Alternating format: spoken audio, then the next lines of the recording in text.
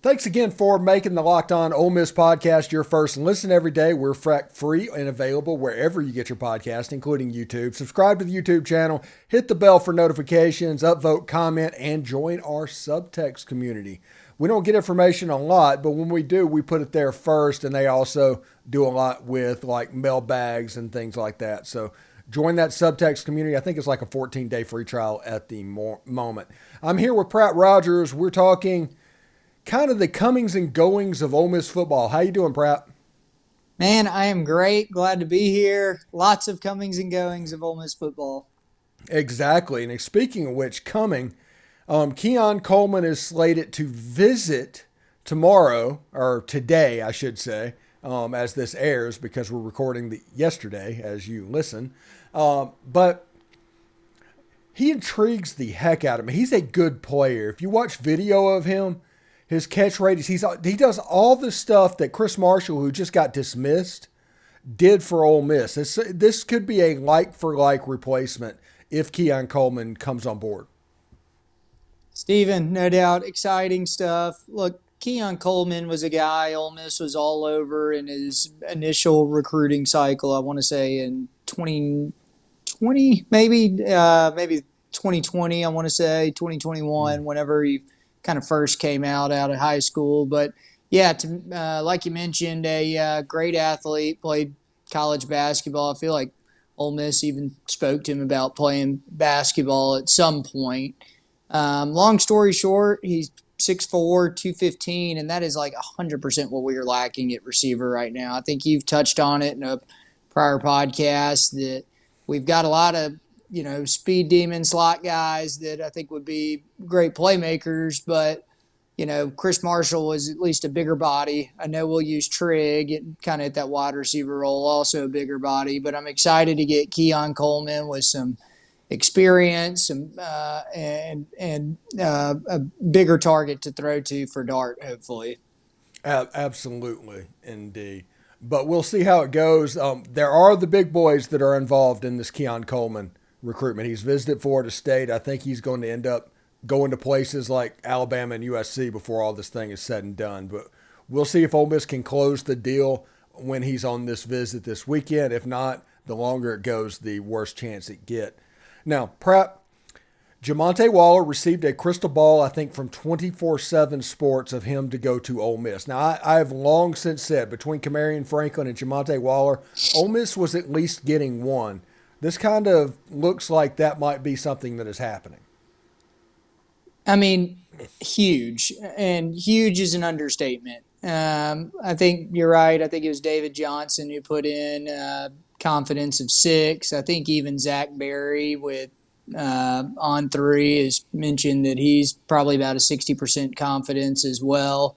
It's definitely trending in the right direction. Usually the quarterback is kind of the guy that everybody rallies around in the class, and the quarterback recruits others to come to these whatever school, XYZ school, and come play with him. And usually he's kind of the leader for the class, so to speak. I could 100% see Jamonte Waller being that for Ole Miss this year. I think other guys will piggyback off of him, and we have talked ad nauseum how loaded this 2024 class is for Mississippi athletes. I mean, would be huge to get him on board early, and give him time to go rally the troops and get everybody else excited about committing to Ole Miss. And this coastal group that is being recruited, that is like Jeffrey Rush, Jamonte Waller, Chris Davis, and Nareel White. They're all together. They're really tight-knit for whatever reason, and if you just follow what they're doing, they might look separate, but they're kind of going together. Nareel White throwing with Damon Williams at the Elite 11 this weekend was a major deal because, honestly, I think there's a better chance that Ole Miss gets all 4 than they get only 2 at this point. Well, there's a lot of quiet confidence for Nareel White right now. There's no doubt a lot of people are deeming him on flip watch and in favor of Ole Miss, away from Arkansas. So that's definitely definitely exciting, and kind of points back to what you're saying, Stephen, of look, while this may not be quote unquote a package deal of all four of these guys together, we're seeing a lot of trends that would point that everybody would be really excited to be together, and this may be a big combo for the Rebs. Yeah, I'm super excited right now for Chris Davis. He blows me away. I don't know if there's anybody else, maybe besides Damon Williams, in this class that I'm as excited for as I am Chris Davis. I just really like him and what he can become in college. Well, I feel like we don't even really know. We've talked about this as well, but I feel like we don't really even know what Chris Davis can do. And that's just strictly because he was playing behind Dante Dowdell last year. He's now at Oregon and was a huge priority for Ole Miss, and we missed on last year. But, I mean, he was a top 200 back. So you sit there and say he had to split carries last year with a blue-chip guy. I mean, I'm excited to see what he can do in college when he is the guy, you know. So I think that the ceiling is very high for a guy like Chris Davis for sure. I feel like we have not scratched his surface yet. Yeah, and the Picayune Maroon Tide, the offense that they run, that Chris Davis is going to be featured this fall in, is almost a throwback to like Les Miles at LSU. They run a lot of the same stuff, so it would not surprise me if Chris Davis put up 2,500 or 3,000 yards this year. I mean, seriously, they are going to use him. I think he could put up stupid numbers this season. That's ridiculous. That's truly ridiculous, but I wouldn't be surprised either. And real quick before we get out of here, transfer portal, quarterback offer, Khalib Johnson, Louisville quarterback. Now, after Scott Satterfield went to Cincinnati and they brought in Jeff Brom, obviously the type of quarterback changed. So his ties to Louisville wouldn't have been the same. Now, Khalib Johnson did not have an Ole Miss offer when he went through regular recruiting. I looked that up on 24/7. He did not get that offer. So the fact that Ole Miss is offering now is at least interesting, don't you think, Pratt? No doubt. I think it's just weird. Clearly, you don't want to be spending NIL money on a guy that won't play. And if he's our fourth string quarterback, he's not going to play. So it's kind of either one of two things. It's either one, somebody's exiting the QB room and we just don't know all the details yet. And Caleb or Khalib Johnson would be your backup for him, your refill for him. Or option two is just, Kiffin's a madman and just super excited, quarterback hungry to go get every QB transfer and stick it to everybody else, Just doesn't make a lot of sense to me unless this guy's just looking for a secondary opportunity and a fresh start. But look, Spencer Sanders didn't make a whole lot of sense to me either. So, that's why I'm not head of the Ole Miss football program. I'm excited though. I mean, I hope that it works out, and I think more will come on that in the next week or two. Is you got to suspect somebody's exiting the QB room, Stephen. Yeah, and it sounds like it but the biggest loser besides Chris Marshall, when Chris Marshall got removed from the team, was Jackson Dart. Somebody that needs weapons outside the hashes to throw the football to. He does not use the middle of the field. So if you take out a weapon on that side of the ball, on that side of the field, it becomes problematic. And then Spencer Sanders is the zone read guy. Spencer Sanders would have been the better quarterback to run the offense that Ole Miss ran last year. If Ole Miss was going to be forced to do the same thing, Spencer Sanders would be the better fit to do that. So Chris Marshall taking a weapon on the outside, on that side of the field, is interesting at least. So if Keon Coleman ends up not coming, because if Keon Coleman comes, it's a one-for-one swap. They're the same guy. I think you're actually in a better spot, Stephen, because this guy's, played more than 3 games in college. Mm-hmm. Keon Coleman is been around and done it. Everybody is so excited about Chris Marshall's upside and what he could do. But let's be real. The guy played 3 games in college and has been kind of a walking liability ever since then. So, look, I think it maybe a spin zone here, but I think it's a little bit of an upgrade if you can land Keon Coleman.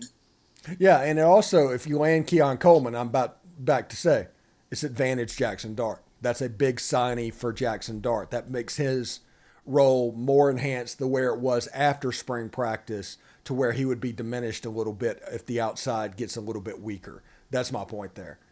No doubt, I get it. It's real interesting to do. I'm doing post-spring report cards. I did the offense, and it was all glowing reviews. I actually had comments like, hey, you can be negative on these, Steve. And I was like, well, just wait a second. Next week, we're going to talk about the defense. And it's been question mark after question mark after question mark. Defensively, what's the biggest question mark you have? I have so many question marks. I have so many question marks, Stephen. I think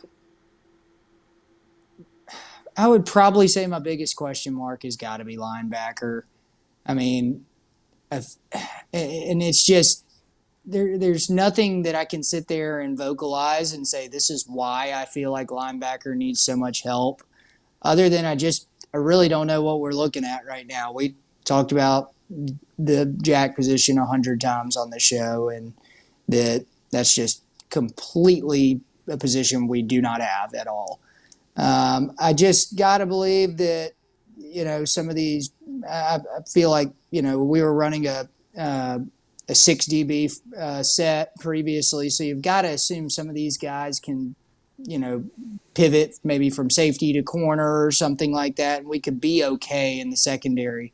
I just am worried about linebacker, and I think that's got to be our top priority. We had been cautiously optimistic about Jameer Lewis, but I think that ship has sailed. And anyway, I think we got to go find a linebacker somehow, some way.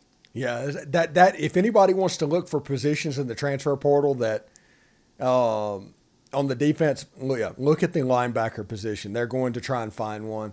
I mean, I heard Isaac Ukwu, who's an edge. He's more like a Cedric Johnson or Jared Ivey. But I heard his visit went pretty well, but Auburn feels pretty good about him. So there's just some big boy moves happening in the transfer portal department, and everybody just needs to be wary about that and, I don't know, do the best they can. I don't know. Steven, I'm with you, and I feel like we're going to be looking at the start of the 2023 season and say, look, I hope that Suntarine Perkins really can come in and get some meaningful minutes, and same with Aiden Williams. And I feel like that's not a fair thing to throw on a freshman, but I feel like that's kind of where we are right now. You know what? Normally, if you wanted to think like 2012 thinking, counting on a true freshman, I can understand how people would be nervous to do that. But after Judkins, after Tysheem Johnson, after Davidson Igbinosun, I'm expecting one or two freshmen to come in ready to play, and Perkins and Aiden absolutely fit that bill. I put my eyes on both of those. And Perkins has been the best player on every field he has ever stepped on, and that includes the Under Armour All-American game. And Aiden Williams, just unbelievably smooth. You can tell that the Mesh Academy folks, Mike Espy and Shea Hodge, they've done a fantastic job with the receiver talent in the state of Mississippi. They need to be commended for the work that's being done. So all of that put together, I do think that Aiden Williams can contribute as a true freshman. It's not outside the realm of possibility to almost expect it. And Perkins, I mean, you're counting on Perkins. You're counting on him as just like he's a sophomore at this point. I agree, and I don't know if that's fair to him. I don't know how to look at that other than he's just that much of a talent that you almost have to rely on him. If you're a Bama, if you're a Georgia, you don't have to. You've got 5 other guys that are just as good. But where Ole Miss sits right now on the defensive side of the ball in a position of need, I feel like he is probably – you could go out on a limb and say outside maybe Jackson Dart or – 1 or 2 other players, he's probably could be the most influential person on the team before he even steps on the field, strictly based off what he can do and what he did in high school and the position that he plays, in a position that we just desperately need, which is kind of sad to say. One thing that I would be interesting to see. And he weighs about 215 pounds. If you can get him to 225, which I don't know if you can by the time the season starts, but if you can, 225, 230 with all the athleticism, I'd be tempted to play him at Jack. You don't have one. He's a super football player. He can dominate the line of scrimmage. I think you could just take that outside linebacker defensive end and just turn him loose during the season.